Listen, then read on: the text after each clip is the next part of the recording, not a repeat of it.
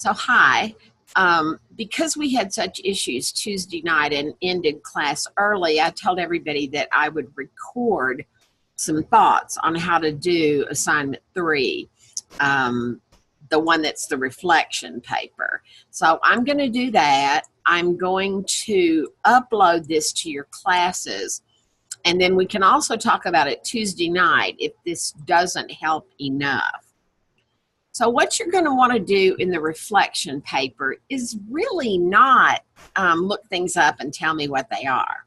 This is you thinking about what you can do, what you feel competent doing, and where you need to improve is a fine thing to include, okay?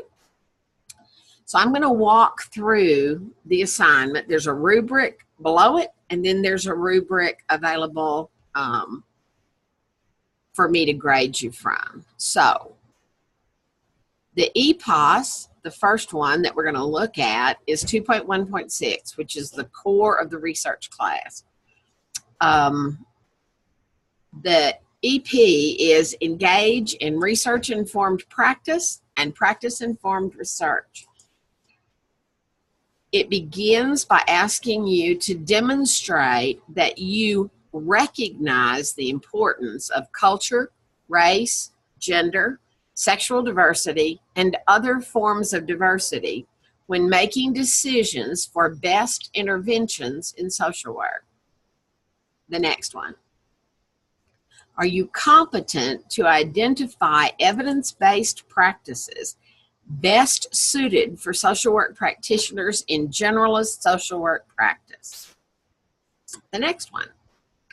Understand the importance of question formulation when reviewing the best interventions for social work practice and the clients served. So tell me, convince me that you understand why we did question formulation in the very formal way we did. Demonstrate the ability to perform an exhaustive search for evidence-based interventions for a particular client's needs. So I don't want you to think that it is enough to tell me that you can perform an exhaustive search for interventions. I want you to tell me that you can perform it based on a particular client's needs. We talk about this being a practice class, and that is the point. The next one. Demonstrate the ability to critically appraise studies and reviews related to the interventions you're interested in. So, what tells you that this is a good study for your client? What tells you that it's not a good study for your client? And how do you do that? Hint, you use that template we talked about.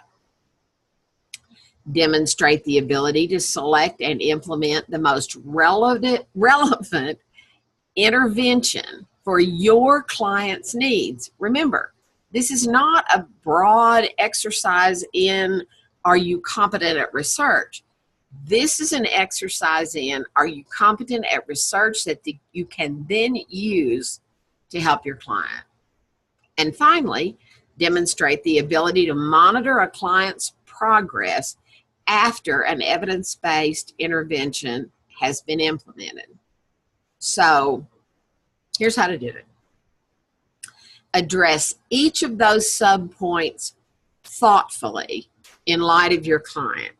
It may be the Sanchez family, it may not. Give me a sense of how competent you feel in terms of each of these, well, competencies. It's possible and probable even that I will assign this again for the very end of the semester, asking you to address each again in light of what you've learned since today. Use the practice behaviors in the syllabus to help you address the EP and its practice behaviors. Really, this isn't as bad as it sounds. So, look at Arlo and Janice, and there's Arlo, and he says, when problems descend on my brow, it helps to remember somehow that 100 years later, these problems won't matter. In fact, they don't matter now. Well, in one sense, they don't matter. In another, you need to pass this class. So use the rubric to drive your answers. Hint, format your paper in a way that it looks a little bit like this within the context of APA. So type out 2.1, type out the practice behavior, and then say, in working with the client, I might blah, blah, by blah, blah, doing something specific that you identify, period. Don't forget to discuss how competent you feel in regards to each practice behavior. Okay? So then the rubric is below it. You'll see that each point is, each item is worth 4 points except for APA format, which is worth 8 points. Now, if in the middle there are pieces that don't quite look APA because they're bullet points or something like that, that's okay.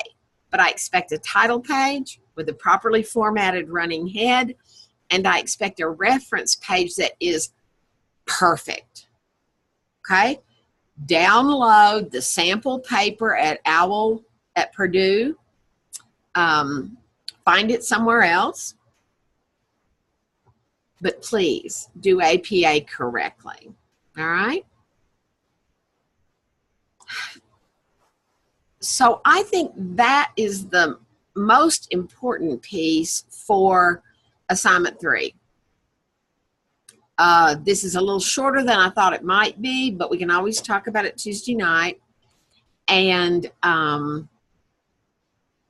also want to address the next assignment, but I want to do that in a separate video. So remember, text me, call me, email me, we'll figure it out, whatever it is. But for now, I think this, I hope it'll help. Let me know. Do let me know, because if it,